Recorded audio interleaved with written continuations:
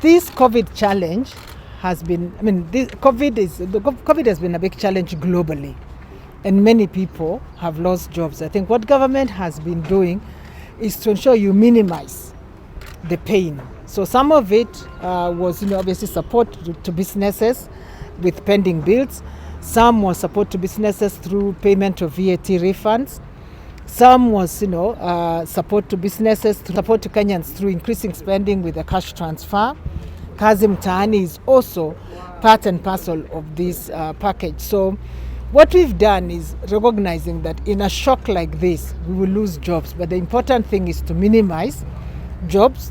And therefore, that's why the country never closed down completely. The sort of support we are talking about with Stanbic is sustained partnership. You need to work with a company in terms of training and other capacity building, in terms of market development. So that, and obviously in terms of financing. So a consistent journey requires both the inputs from government or from the banks, but also the inputs from the entrepreneur. For SMEs, we have restructured 38 billion shillings worth of loans globally, of which 25 billion is sitting in the personal and SME sector. So those are the ones that we have actually helped in terms of reorganizing their finances. The help has been in two parts. Part one was to give an initial moratorium, which was to allow them to have a repayment holiday.